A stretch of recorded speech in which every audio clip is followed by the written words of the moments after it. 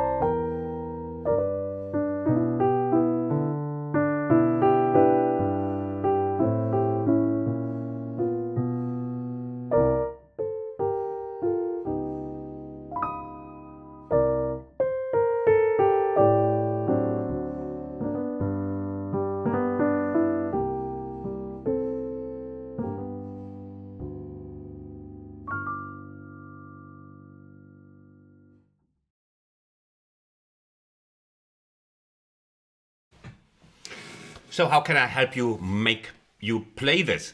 We have a general look, there's a slow replay coming afterwards where you can learn the details. I want to make you familiar with the chords and what is bluesy here, what is jazzy. Let's have a look at the intro where you have already, a couple of representatives of the jazzy bits. We have the C-7 and the F7. And you see, as I said in the intro, we have a couple of jazzy voicings here. Look at the F7. It's the 7 of F7 and the major 3 and the 6, also in jazz theory called more often the 13. Here you see, it's quite a jazzy sound. We have then another 2-5 combination, the B-7, and you see it's the 2-5 of A flat and the E flat 7 here, and it's again the jazzy voicing 7. The major 3 and the 6, also known as 13. And you see, they're fourths. It's a fourth structure that makes it sound jazzy. And then we have this, suddenly we have the simple A flat 7 sound, which is again, or not again, which is a quite a bluesy thing when it goes on.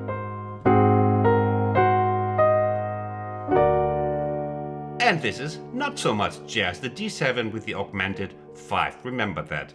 And a little octave for your pleasure, and then it starts. And what do we have? We have the G7 the C7. What are those? Those are blues chords. It's the 1, you know. In jazz, the 1 is a major 7 chord. It's a major chord. Major, you know, meaning the major 7, you know. In blues, the 1 is the minor 7 is a 7th chord. You see? And we're going to the 5, which in blues is also a 7th chord here, C7. In jazz, the 4th degree chord is also a major chord. You see, we are just stepping from jazz to blues, back to jazz, back to blues, and so forth. In the left hand, we are kind of, you know, it has a little bit the feeling of a walking bass. Well, it is a walking bass, but slowly, and you see, and it's just tying the C to the G, and we attack from below, going back to the G7. That should be manageable. Usually a walking bass is hard, but at this tempo and with this low degree of complexity, you can manage. Okay, we have this C7, and we even have time for some little bluesy notes on top, clearly bluesy. Again.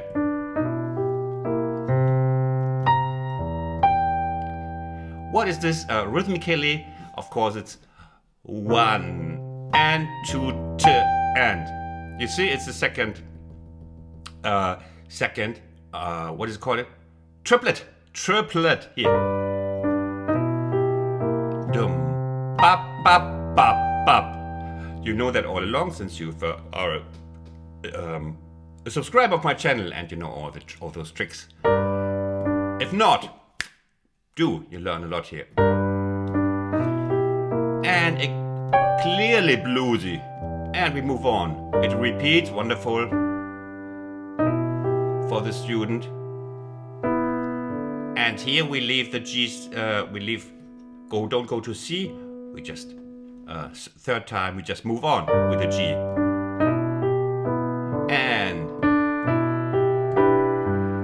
here we have the A-7, and it's a clearly blues run up here. And it's something like that here. A-7, B flat, diminished chord. Diminished here. We have 2/3 here. Diminished. And G7 with the B in the bass. Okay? Now we go to, what is that? Let me have a word. We want to tie those thirds here in the right hand. You see? How can we do this? Look at my finger setting. We do it like this. Bop. You only can do it like this because we have to move to this really fancy D flat 7 chord. As I always say, if you have to waste time on a chord and you want to make it sound interesting, like build in the chromatic neighbor. So that's what he does. Here, 3/5 oversetting. And then we have the D flat 7. And yeah, it's a 7 of the D flat 7, if you can still follow. The 9 of D flat 7, and let me just tell you once and then you forget it, like you forget anything.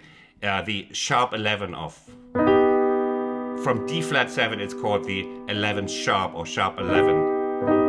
And now forget it again, just play it. And then here it's still D flat 7. Now we have the major third. You know, you learn a lot of new chords here. That's great. It's this kind of song teaches you a lot of chords. You know, up to now you probably played just in C major and just children's songs like. And now we have something like, and we go back. D-7, A flat -7 to D7 to G. What is that? Yeah, that's a classical jazz 2-5-1. A-7, D7, and going back to G. So, sheet music readers, we are on page number 2 now. And then comes the F7. Can you understand the F7 here? Yes, you can. F7 and major 3, the 5th, and chromatically down. But it's a decoy. It's a fake walk down.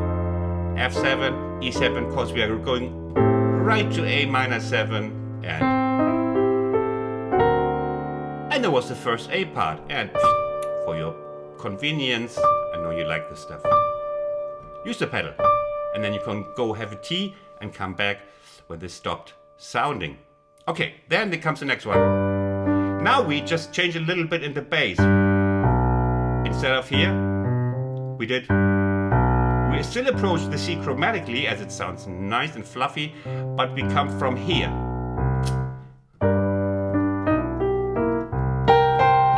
Very bluesy. We again with the G7, C7 in blues territory.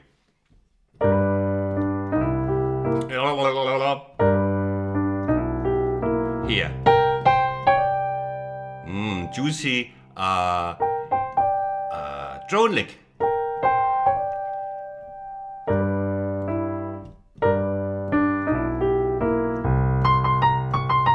Blues scale, blues scale.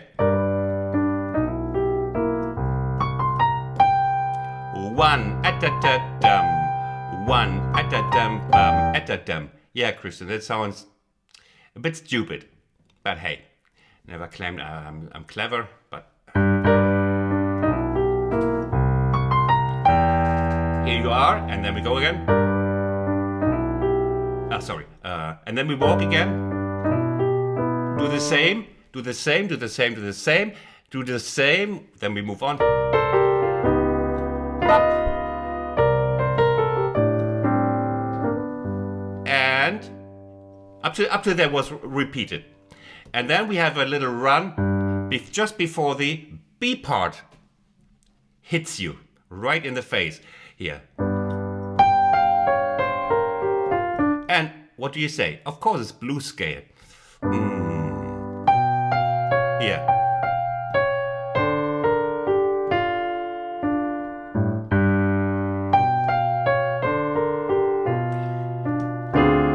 Whoa! Okay, took us by surprise. It's the D half diminished. The D half diminished followed by the G7 is a typical 2-5 progression of C minor. And the C minor is coming. So we have the D half diminished, 7 here. Please understand the chords. Please follow me. Understanding the chords will take you higher and it will make you learn this piece faster and easier in all future pieces. And we have the G7 here. Very simple inversion. You see? I'm not even playing the top jazzy sounds here. Like whatever. Just showing off. Now comes the B part. And we just have the walking bass now goes. We have the C minor. And we have the A minor D7. A half diminished and D7. You know what that is, the 2-5 of? Come on, work with me. Use your brains. I'm making all this effort. C minor. Using only half my brain. Here is the A half diminished, because we have the flat 5 here and the 7 here. We're skipping the 3rd, D7, and then we have something very fancy. It's going from minor to major. Here. You see, it's a G minor 7. Ah, what a composer. So we have the C minor 7,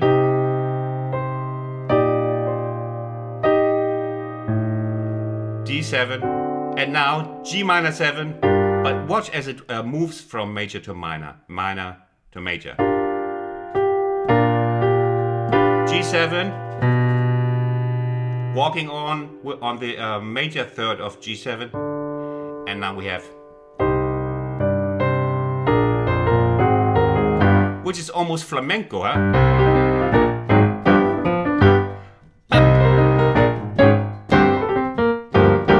Wrong, Christian. understand. No, but what was flamenco again? Yeah, something like this. Okay, so, and then we just move down from the C minor 7, B flat 7, very bluesy. Flamenco is so close to blues, as everybody knows. Okay, then we repeat the thing, and we have octaves in the left hand. And you can only tie the octaves if you use the pedal. So there is a pedal tutorial in my playlist. You search, go on YouTube, the search bar, and you type my name and pedal or sustain pedal, and you will find the tutorial. We tie these with these octaves, you see? And again, same in the right hand, only the left hand is in octaves. Give it more meat. And then we have the intro. Here's the intro. Yeah, it's the intro. It's exactly the same as the intro. I stole it from here. And then we have the last one. We have now the bluesy bit. And only the fills are different. Only the fills. Remember that.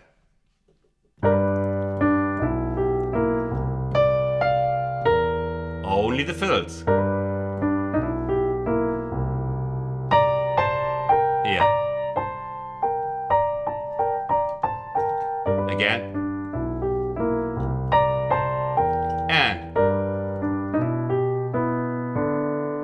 same, you know this? Well, we have a little, make it a little bit musical here. We just have a little, a short note here in the left hand. And again.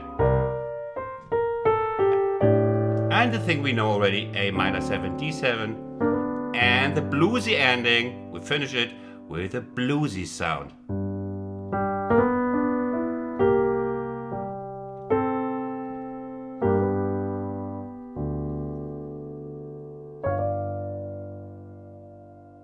That's wrong, Chris, it's here. Okay, now please learn it at your own speed. I hope I could give an insight why this is such a curious and wonderful mix of blues idioms, blues chords, and jazz. Excellent example for that kind of mixture.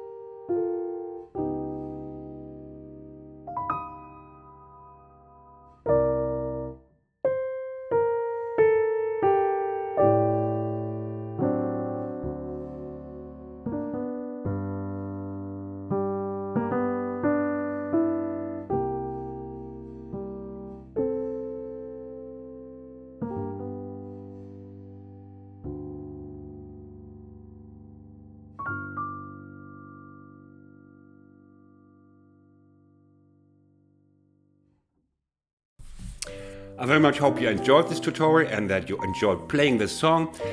If you did, please use your whipping Willow, put it in the upright position and press the like button. That will truly help my channel and also help this song to have a chance in the ocean of song tutorials on YouTube. I say thanks for coming by, thanks for learning. What else? Stay safe. Bye from Berlin. Tschüss.